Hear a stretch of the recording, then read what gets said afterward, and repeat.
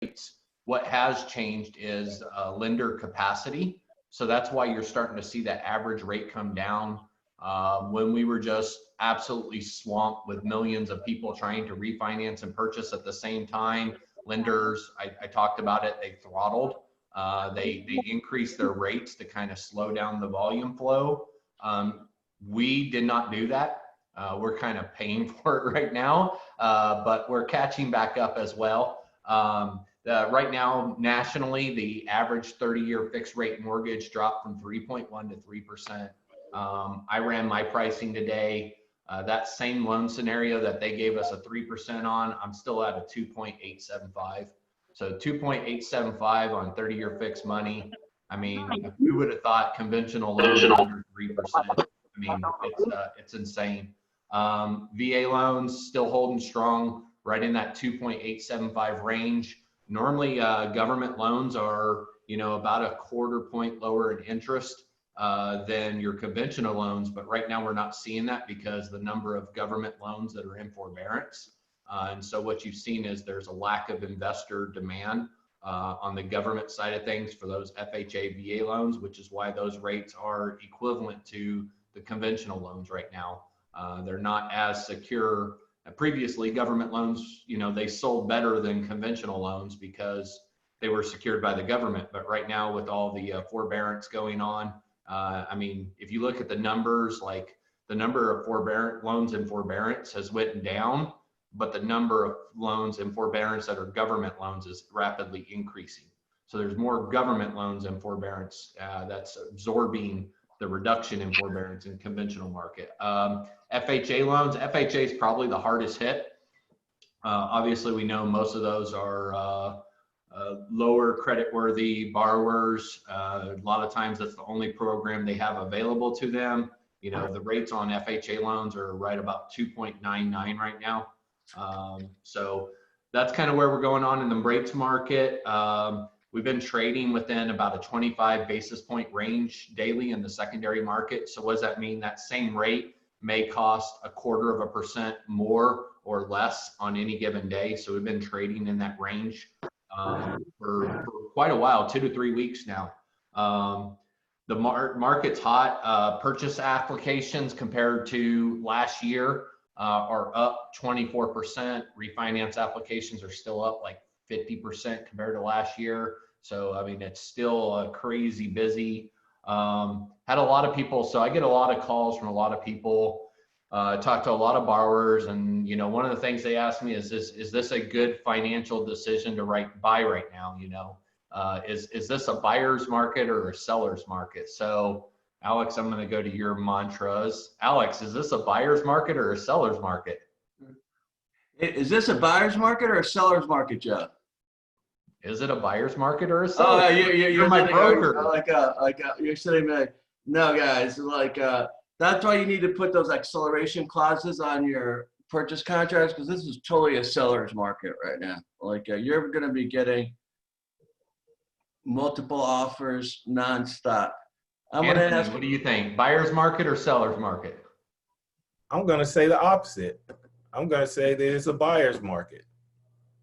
All right. And you know what I tell them? It's both. Yeah, it could go either way. It's both. Right. If you're a seller, you're going to get the premium price for your property right now. You are going to net the most you'll ever net on that property. But it's also a buyer's market because interest rates are historically low. I'm locking in a loan for 30 years at a sub 3% interest rate for hundreds of thousands of dollars. That's just unheard of. So it's both. It's a buyer's market and a seller's market, and that's what's keeping this engine turning. If rates go up, demand's going to go down, prices are going to come down. So just something to keep in mind. If you have a client ask you, hey, is this a buyer's market or seller's market? It's both. Both sides are winning right now. There is not a better time than now to sell or buy. This is it. So just kind of give you a kind of a pulse check of what we've seen lately here in Atlanta metro market. So we had a listing go live on Friday, right before the holiday weekend. And in 3 days, the agent had 108 calls and showings and 38 offers on a single property. in 3 days. Yeah. That, I mean, that's disgusting. That hurts my stomach. I've been in your shoes. I've sold real estate. I couldn't, I mean, it's a hard, how do you go back to your seller and say, hey, we have 38 offers. Legally, I have to present you all these offers and we need to discuss the advantages and disadvantages of all 38 of these offers. I mean, I was thinking about it. I'm like, man, the only way I could rightfully do that is like line every offer out on a side-by-side comparison on like an Excel spreadsheet and print it out with their bottom net to kind of narrow it down to 2 or 3 offers to truly consider. Insane. We are getting a lot of, you guys are probably not getting hit as hard as we are, but I'll tell you right now, if you do an inspection and you ask for repairs, forget about it. It's not happening. If it's not a lender required repair, they're not fixing a thing. It's take it or leave it. We had a property, again, listed over the weekend. It went $90,000 over the asking. Yeah. And I've seen it. Actually, it's kind of crazy. Thank God it's not here yet, but I've seen it when it's like it'll go 100,000 over asking, and it won't appraise for it. And you can tell the seller it's not going to appraise, and the seller will say, "I don't care." Like, come up with the money from like your pocket. What we're seeing is they're writing it in the contract that even if the property does not appraise, Yeah. that the buyer is going to proceed with the transaction. There is no appraisal contingency. Yeah.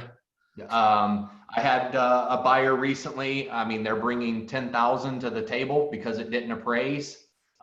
They did have an appraisal contingency, and you know, I'm just like, well, you know, knowing that it didn't appraise, just like, what's your rationale? What's your thinking between bringing 10,000 and not even trying to renegotiate this with the seller?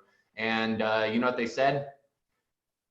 We've been in multiple offer situations for 3 months now, and we've lost too many contracts, and it's not worth taking a chance on losing this one. Without this home, they have nowhere to live. So it's a unusual market. It is what it is. I mean, we're just kind of dealing with it, learning as we go. Things that you guys can do to help us. So I've got a lot of contracts recently where the property addresses or zip code, city, county are incorrect. What I ask that you do, whether you're a listing agent or a buyer's agent, you know, before you list the property, or, you know, before you're writing a contract on the property, just go to Google and type in USPS address check and check it with the United States Postal System. It's going to verify. I mean, I see listings all the time that have the wrong city, the wrong county, the wrong zip code. So it's just a quick check, USPS check, type in your address, and it'll tell you what the USPS has on file. That is what we have to use for the legal address for that property. So that should match, but it does create complications when you don't do that. But that's really it. Make sure your contracts are coming in clean. You know, make sure everything's filled out. If you can get all the exhibits, send it all together at once instead of piecemealing it. And then lately I've been having a lot of delays in title, especially with Alabama properties. Just, you know, Alabama doesn't know what the internet is quite yet. Their records aren't available for search. So they physically have to send an examiner to the courthouse in Alabama to pull deed records and manually search. But with COVID restrictions, there's only so many appointments they can handle in a day. They're only allowed to be in there for so long. So do expect delays with your Alabama purchases and getting title. Just be cognizant of that, because I've got a few that we've missed closing dates because I'm still waiting on title. The loans were supposed to already close, but I don't have title yet. So just be cognizant of that and choose your title companies wisely. Good. Hey, good morning. Hey, good morning, Joe. This is Antoine. I got a quick question. Antoine. My question is going back to the scenario that you presented at the start of the meeting. Properties that are going over the listing price, 90,000, 100,000, wouldn't that hurt, I guess, the real estate market in the long run, being that if that buyer goes to resell the property and it does not appraise for that amount it went over, wouldn't that hurt the market? I mean, not necessarily. It is creating upward pressure on the market, but that's what appraisers are there for. They're there to determine what is fair market value, their opinion of fair market value for that property. So if you have a buyer that's willing to pay the difference and understands that if they have to bring, $50,000 to the table, when they resell that, they may never recapture that. So be it. Yeah, that was my question. Or I guess on the other hand, will it cause inflation pretty much? Or I mean, inflation's inevitable at this point. I mean, we've already seen it. In fact, I had up, let me pull that back up. So just kind of give you an idea. Let me pull this back up on the housing inflation. So in January of this year, the median sales price on a home in the entire Atlanta metro FMLS, which is huge, it's basically all of North Georgia. The median sales price was $248. Right now, that same median sales price is $292. Yeah. That's a significant jump in 10 months. And if you look over the last 2 years, I mean, housing prices have increased 20% in 2 years. So it's 2 years of constant 10% plus gains. okay. Yeah. That's a big difference. Sam, you got anything to add to that? Sam Stapleman. No, I do not. Okay, guys, remember, Sam is always at the office too, so he can come by and pick his brain. So these two guys are, they're the number one like a team for Loan Depot in the whole country. So they're really good at what they do. If anyone needs a notary, and like Sharon's not here, I'm a notary as well. Are you serious? Look at that, Sam. So, Well, that is amazing. and I won't charge you. Yeah, just a loan app. No, hey, Miss Katie, when are for the winners of the September to Remember, like Miss Jackie's getting the iPad and Daniele and Marina are getting the AirPods. When are those coming? When are those coming in?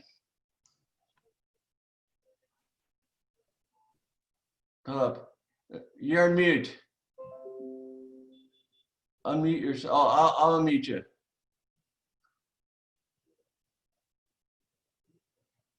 Okay. I think she said it's gonna be like today, right? Okay, she's nodding her head, so it's yes. So you guys, if you guys will get your stuff, like in the afternoon. Okay, good. Good. But what I would do, Miss Marina, are you on the phone? Can you hear me? Yes. Okay, good. So what I would do in those situations for a buyer, I would ask him, hey, how much do you like the house from 1 to 10? Now ask me, Marina, why do I love that question? If you're gonna put in a multiple offer, ask me why I love that question. Because they can put the exclamation clause that if they like the $500 above the best offer. Yeah. Well, how much they're willing to pay up to a certain. I asked that question because sometimes some people are not they don't get very excited, but they really like something, and that gives you like a good clue. So like, let me ask Carrie Glenn. Are you, Carrie, can you hear me? Karen, take your thing. Carrie Glenn, okay. Who's someone that's not very exciting? Joe. Joe, how much do you like pizza from 1 to 10? 8. Yeah, you see, 8 is a good thing, but Joe doesn't get very excited about it. I would say like, I love pizza, you know? So if once Joe says 8, then I'd be like, well, Joe, if you like the house that much, I would consider us doing an acceleration clause in the house because we're definitely gonna go into a multiple offer situation. And the way an acceleration clause works, Joe, is let's say the house is $100,000, you'll go $500 above the best offer up to, let's say, 110,000. Are you okay with that? If that's what mama wants, that's what mama Okay. gets. You know So- the answer. Exactly. So you got to explain it to them, but that's, but I like asking that question because some people like, you know, they just don't get very excited, but they really want something. So Hey, that's good. Alex, Yes. explain that one more time. So say what you would recommend. Say that again. So let's say if you, let's say I was dealing with Joe, I asked Joe, hey, Joe, we're probably going to go into multiple offer situation with this house because it's a seller's market right now. So Joe, how much do you and your wife like this house from a scale of 1 through 10? I like saying that because sometimes if you just ask them, you know, like people like Joe, they don't get very excited about things. You can't really, it's hard to tell from their body language how passionate they are. So if Joe says an 8,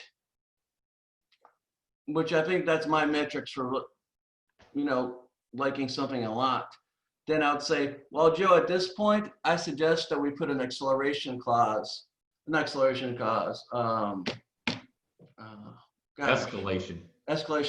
sorry, an escalation clause in this contract. And what this means, Joe, is that you will go, like, let's say the house is saying for 100,000, just to make things simple. So I would explain to Joe, hey, Joe, what that means is we'll go $500 above the best offer that the agent gets. And we put that in the special stipulations. And the way we write it is, hey, Joe, what I'm going to write in the special steps is we'll go $500 above the best offer. And what's good about this is you have the right to see the other offers too. With proof. But you'll go $500 above the best offer, but we don't want to take this thing out of control. And Joe might, you know, be a little bit hesitant. Up to, we can create a ceiling of like 110,000, up to 110,000. So we'll go $500 above the best offer, up to 110,000 sales price, and you just put that in your special steps.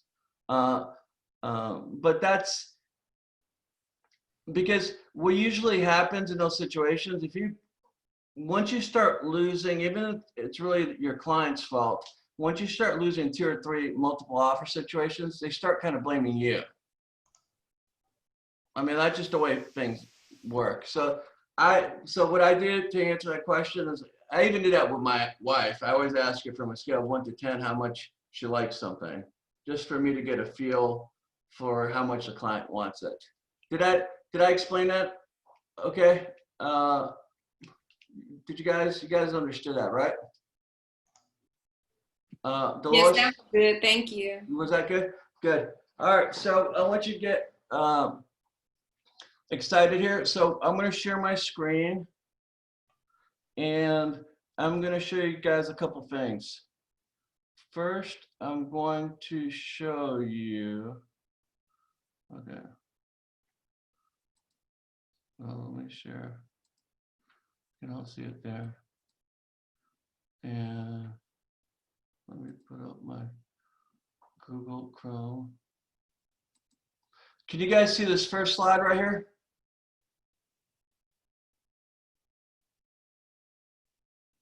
Yes, we can see it. Okay, with the 53. So this is like a very interesting one. So in about 3 or 4 minutes, I'm going to show you guys how to circle prospect. And what circle prospect is we're going to utilize My Plus Leads to call around the homes that we just listed or we just, you know, sold. And it's a warm call.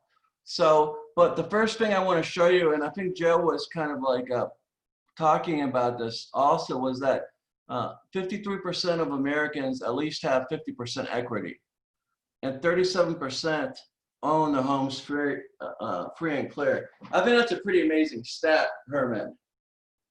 And Sam, ask me how that's possible. Or Anthony, ask me how that's possible. How is that Alex, possible, Alex? How is that even possible? Yeah, thank you. Well, I'll explain it to you guys. Now, I think what happened after 2008, 2008 was such a stressful and traumatic time for people that people just had this, they didn't realize how hot the market was, and people actually stayed in their homes longer. So that's why Americans have so much equity right now. So it used to be, in 2007, you'd call around and it was harder to get people to sell their houses because, for us to sell their house, they have to have what? Equity, right? Right, guys? Right, Sam? So that's an important stat right there. So chances are when you're prospecting, the clients have a lot of equity. Another point is, and I'm going to send you guys a slide that talks more about this, but rents are just getting like out of control now. Like it's actually significantly cheaper to buy something than to rent right now. For example, I'll give you an example. Joe, what would be like, Joe or Sam, answer this question. On a $200,000 house, 4-bedroom, 2-bath in Columbus, what would be like your mortgage payment on that, roughly, off the top of your head?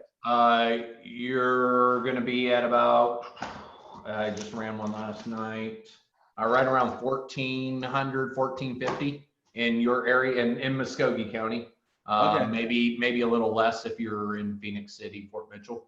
Okay. That same house, guys, to rent right now, we don't have one. I think we have 2 vacant rentals right now. That same house would be $1,900 to rent.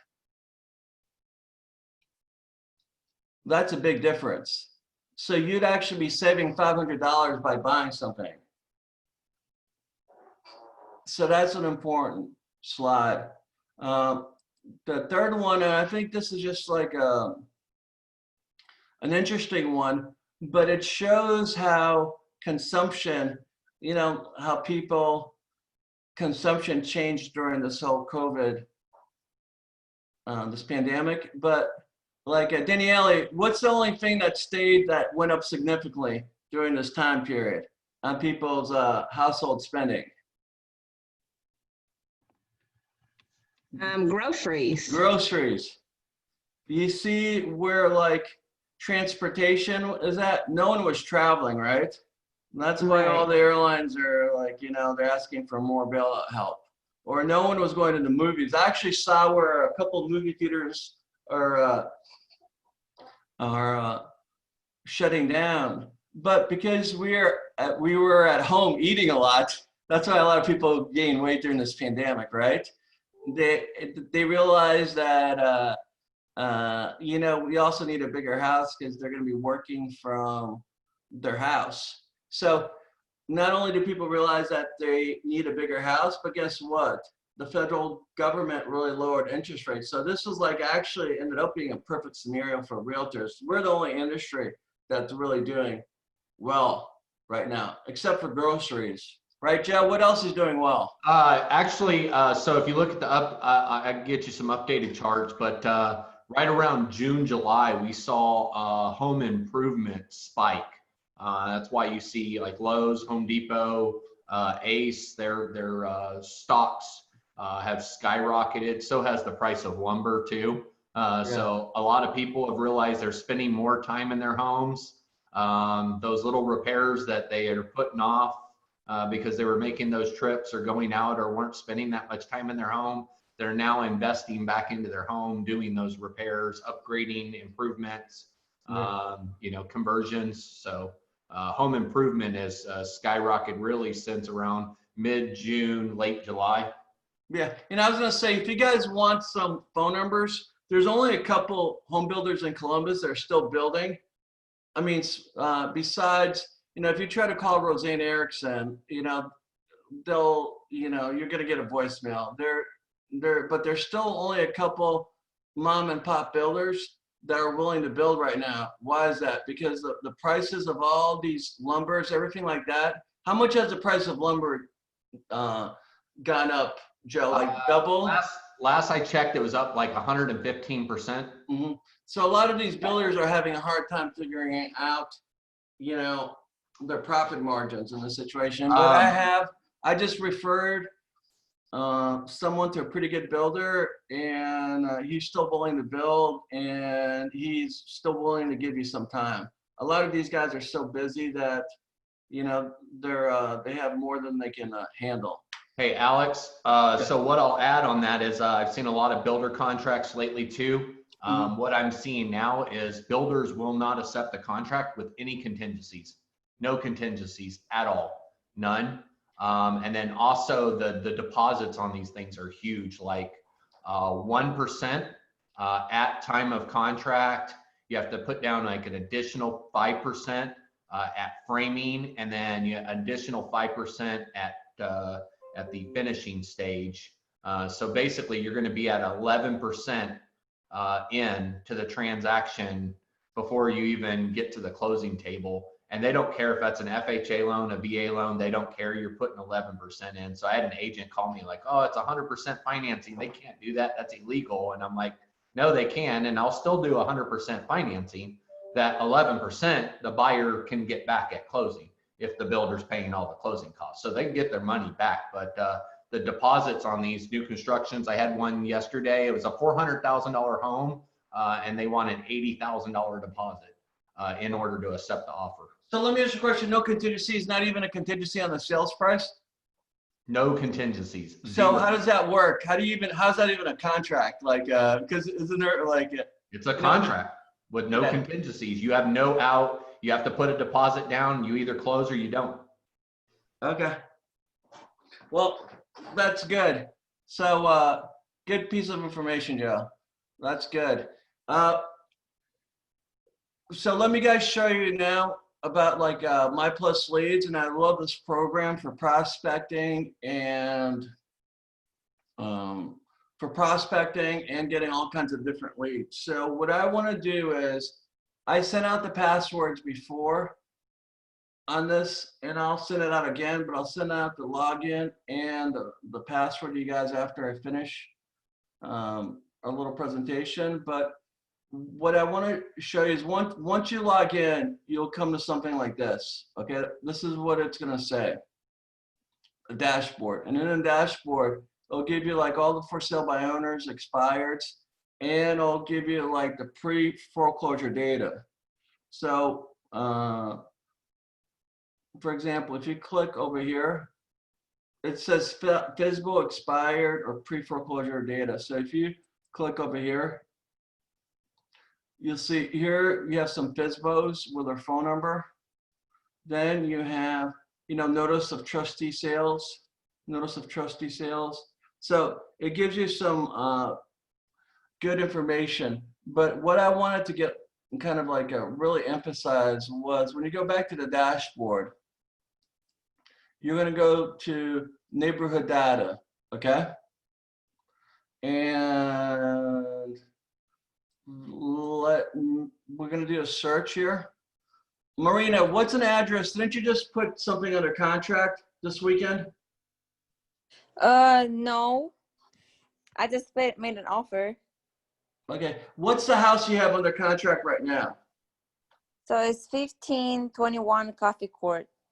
So you hit the neighborhood data, okay? And what you're going to do is you're going to put 15. What's the address? Marina?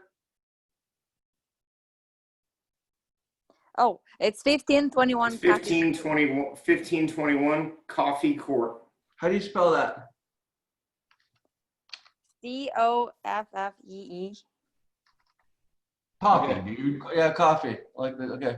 So now you go over here. So what you can do at this point is, let's just start with, you can see how many homes come up right here.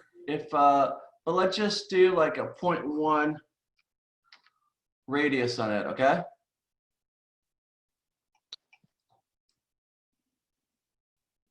Once you do a 0.1 radius on it, you'll get 20 homes, okay? Then you generate a report on it. And you have some we have some homes right here. So you get like, let's call Darlene Shirley right now. You guys want to do this? We'll make it a little bit fun here.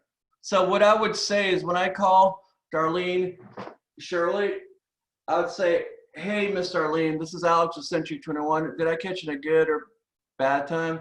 Well, anyways, I just wanted to tell you, I sold the home down the street from you, and I'd love to give you, and then say the address of the home, which was,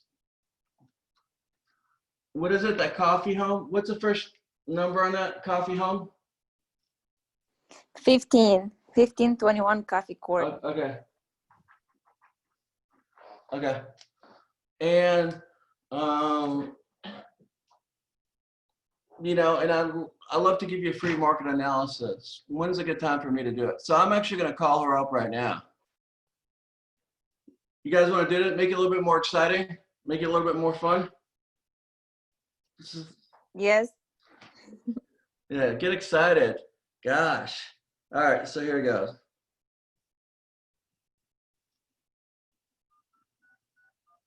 I'm calling right now. God, I hope she doesn't hang up on me and then you guys are like, oh, you see, this program doesn't work, Alex. But anyways, let's see.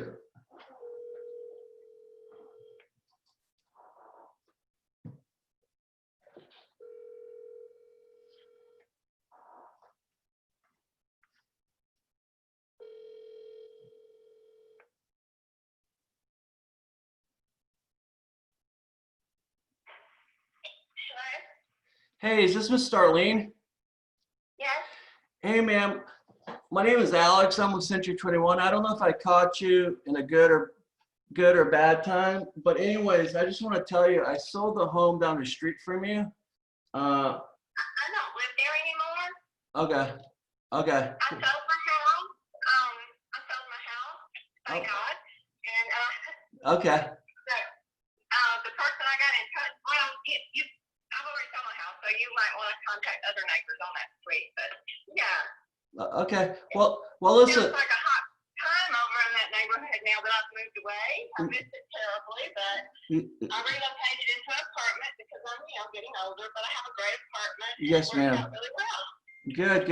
Yeah, you're right. The market is pretty hot right now. I So, know, I didn't even have to list it. A friend of mine wanted to buy it, and it was great experience. And okay. I do miss my little porch though, but I have a great patio here, and it's great. Okay. Well, listen, you have a fantastic day, ma'am. Okay? Oh well, and good luck to you. And if I have anyone wanting to buy in that neighborhood, I will give them your number. All right. Thank you, ma'am. You have a great day. Thank you. Good luck. Let me go back to my Zoom thing. I'm gonna stop sharing for a second.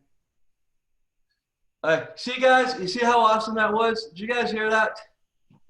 Can I get some excitement here? Joe, can I see your face? You missed an opportunity. You see, dude, I thought that person was gonna hang up on me, but I didn't know. I mean, if you we saw how friendly he was. Marita, did you hear that? She was very friendly. You missed the opportunity. Well, why didn't you buy? Yeah. Are you interested in buying? Do you have any friends that are looking to purchase? I know. Well, I was more about, but then it could have been like You just let like 6 opportunities out the door. Dude, You're supposed to be like the expert. No, but the point of it was like, I thought about doing it, but I was like, man, I could be on the phone with her for 20 minutes and that puts out like the whole. And it's recorded. You can show how professional you are and share it on Facebook. Yeah, it's true. But so Daniele, why is it powerful when you circle prospect something like that? Hold up, unmute it. I said I have no idea, Alex. Okay. Well, here's the thing. Sometimes when you do a cold call, I can see how people can get like irritated, right? Because, but when you do like this is a very warm call. I just sold something down the street in your neighborhood. And I'd love to tell you the price and I'd love to meet with you. That's a very warm call. That's why part of the reason why she was so nice. Right. So Like, what's one you got right now? What's one you got under contract, or what's one you just sold? Nothing, Alex, nothing. I'm doing Okay. horrible right now. What's that? We got it. But what's one you just sold like a month ago, 2 months ago? Oh gosh, I can't even remember the address.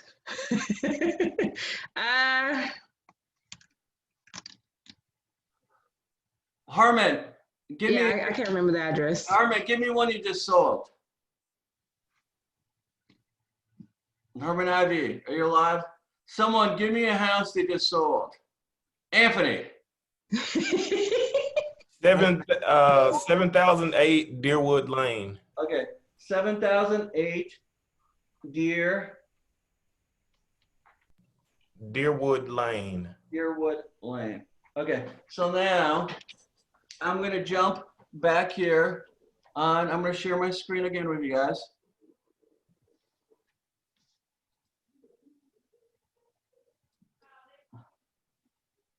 And I'm going to go to, now remember, I want someone, Daniele, explain to me what I do now. Marina, explain to me what I do now.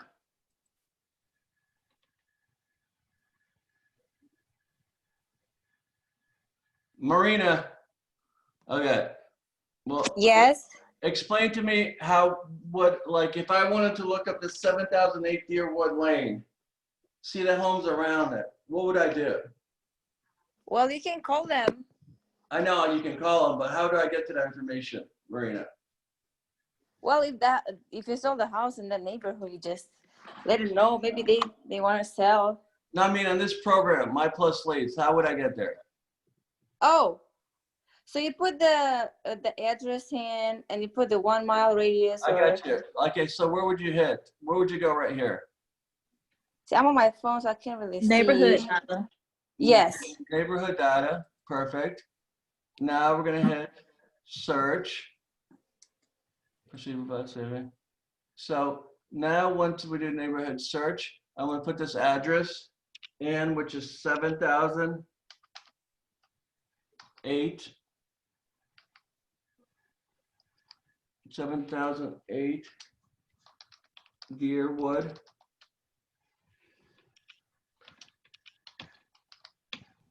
Take out one of the 8s. Okay.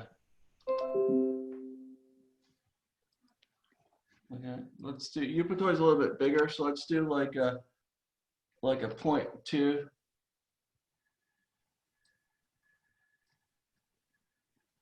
You hit 7008. Deerwood. How much did this house go for? 358. 358. Okay. When did it sell, Anthony? August 26. Okay. Okay.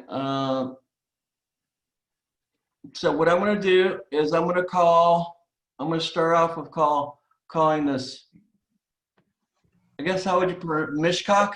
That's the seller. Oh, that's the seller. So I'm going to call it Natsuru. Yashimi. Natsuru. So I'm going to call Clifton. Natsuru is probably the wife. So, okay. So I'm going to go ahead and make him a call right now. 610. I think that's the seller also. I think that one just sold last year. I mean, this year. So you think that house sold already? Yeah, that's not the owner. Of this house? Of 7009? Right. That one just sold a couple of months ago too. So those top two are Okay. those are recent sellers. So you may Okay. want to try some. Okay, hold up. I'm gonna go like this one right here. Hey Alex, I tell you a great one to call. Yeah.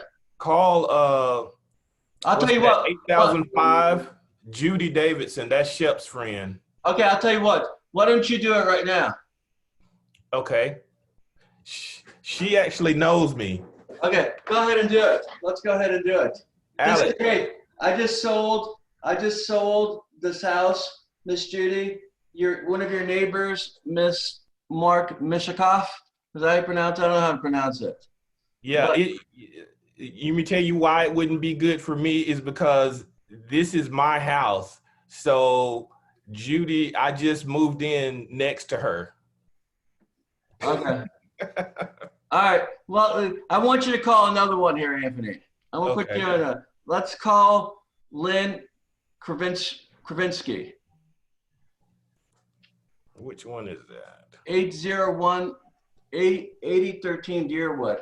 So I'll go ahead and throw the name of like, hey, Mr. I don't know if I caught you in a good time, but I sold one of your neighbor's houses, 7008 Deerwood, Mark and Rose Mishkoff, and I was wondering if I could give you like a free market analysis on your house.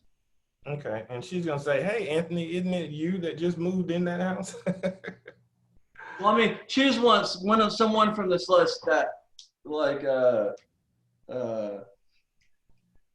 let's just go ahead and do it. All right, let me write the number down.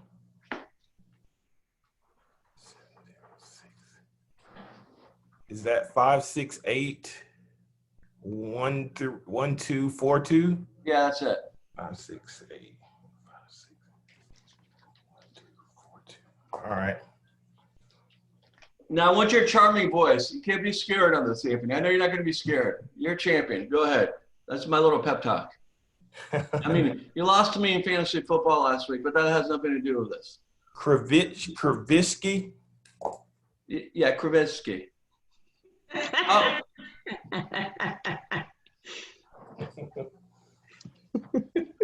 Guys, can we make this phone call here, please? Let's do it.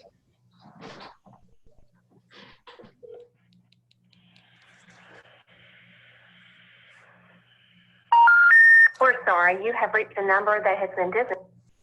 All right, try this other one, the 330-1476. 330-1, what is that? 1476? Yeah.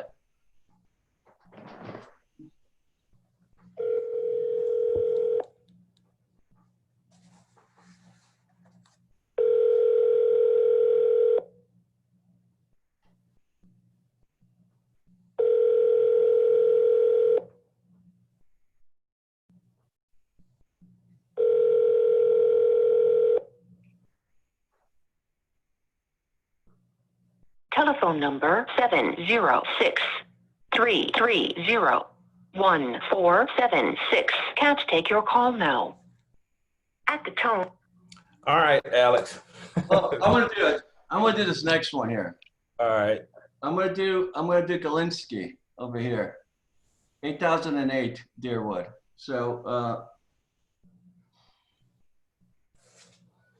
569. So I'm doing 8008.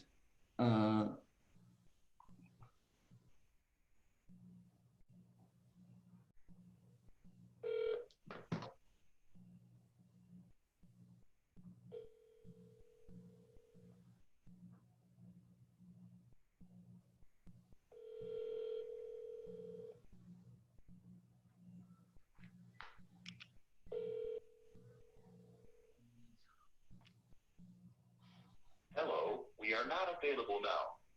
Please leave your name and phone number after the beep. We will return your call. Okay, I'm gonna do one more. I'm gonna do Hammock.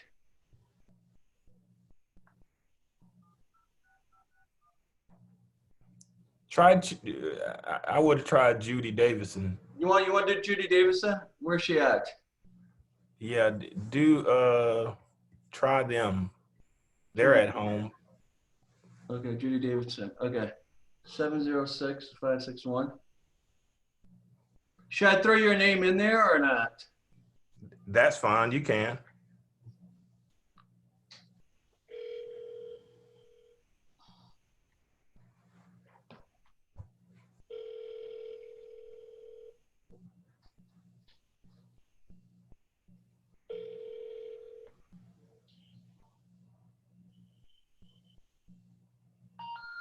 We're sorry, you have reached a number. Okay. 1 second. One more. I'm going to do one more here. Sheila Cooper.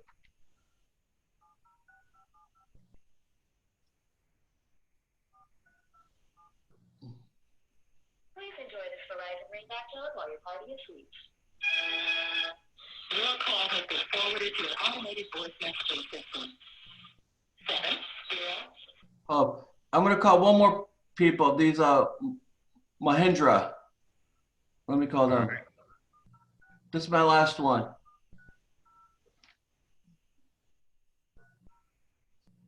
Four three zero.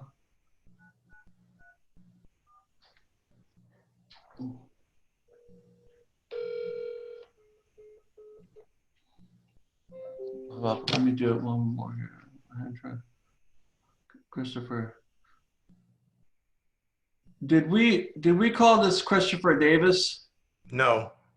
Okay, this is the last one. But guys, this is such a warm call when you call them. I just want you to hear it, and then I'll stop.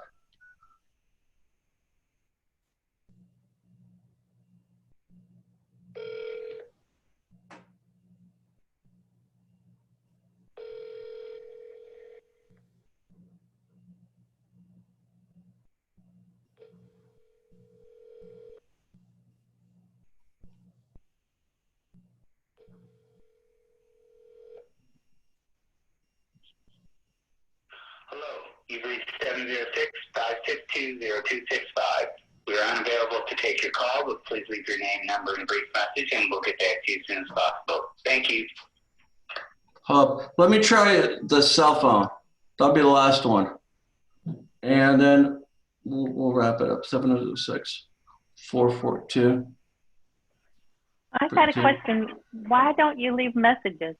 I should. You know, that's what I'm going to talk to you here in a second. Welcome to Verizon. Okay. Now we're going to go.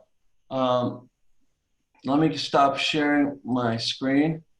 So, all right, can you guys see me now? Two reasons. First of all, when you call someone and you don't leave a message, then there's a fear of loss, and a lot of the times they'll call you back. Like I think one of these people I just called me back. But the second thing I do is a lot of them are at work, Miss Katie. So what am I going to do? I'm going to send like a generic text message. You can personalize it. Hey, Alec. Yeah. Sorry to interrupt you, but I have another number for Judy. Let's just see if that works. Okay. Yeah. But this is such a warm call. All Go right. ahead. It's 706 536 2406. 2406. Okay. Judy Davidson. Okay.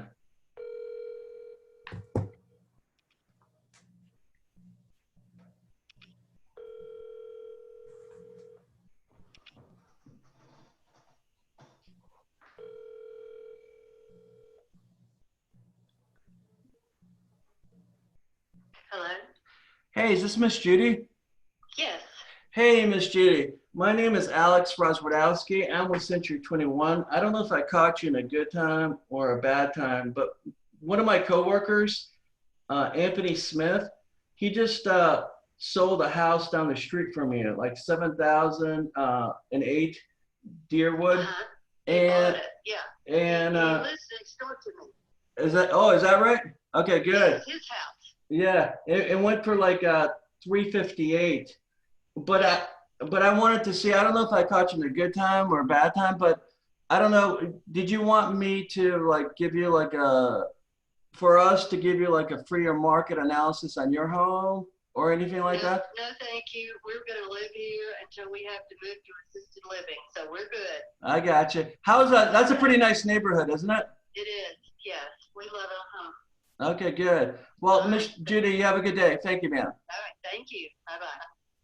So that was pretty good, you know, but usually it's an easy conversation to say when you say the house you sold and the person's name, then they give you extra, they really listen to you and they give you, you know, you can give your little, they're going to be polite to you and you can just see if there's any interest. Like the first one, imagine if I had called that lady, Sam, the first lady I talked like 3 or 4 months ago, I'd have gotten that deal.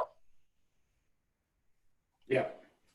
So anyways, it's a warm, what I want to say for those people, the point of this conversation is this, for those people that are afraid of cold calling, when you just do something like this, it's not even a cold call anymore. It's a warm call because you're almost like the relative. You're just saying, hey, you have a lot of credibility because you helped sell a house down the street, which actually raised their property values. You helped sell a house down the street, and they'll listen to you. And if you just say, hey, I'd love to give you a free market analysis just for you to know how much your house is worth. When's a good time I can do it? You'll get that appointment. Hey, who was it that asked about the voicemails? It was Katie. Is she still on? Miss Katie. I think she stepped away. Yeah. Well, for the good audience, I'll tell you some of the things that I do. Especially you guys send me, a client, maybe I pre-qualified them and they're under contract and they're just trying to decide between lenders and maybe I can't get them on the phone. So I like to do, I never leave a full voicemail. I mean, for me, it's like playing poker, but showing your hand, Yeah. So I'll do a teaser. I'll call them and be like, hey, Anthony, got great news, rates. And then I just hang up, almost like it's a bad voicemail. And your curiosity is just going to run out of control. And as soon as you get that, you're calling me back. Now, if I had spilled it all out, like rates are now at XYZ, you're just going to screen that voicemail and let it go. So I always throw a teaser in there like, hey, I got great news, and then just kind of end the voicemail and leave it there. Trust me, their curiosity will take control. They have no choice but to call you back. Hey, Pretty slick, Joe. It is. and I was going to say, if you're one of the new agents that you don't have that many deals or anything like that, guess what you can say, Miss Chandra? You can say, hey, our company just sold this house down the street from you, Mrs. Smith. So you can say our company, or you can, but if you sold the house, then you can say I sold the house. But anyways, so I think that's a good technique for getting listings and that kind of thing. You guys saw from the first call how well that went for me. And like I said, it's a warm call, so you're not really going to get very much rejection on it. So anyways, we're 10 minutes past. I like to make our meetings 45 minutes, and we're like 10 minutes past it. So I'm going to let you guys go, but we're going to resend a login and the password for My Plus Leads, and please use it. Okay. And it's got for sale by owners lists and expired lists on there too. So anyways, you guys have a great day. Okay.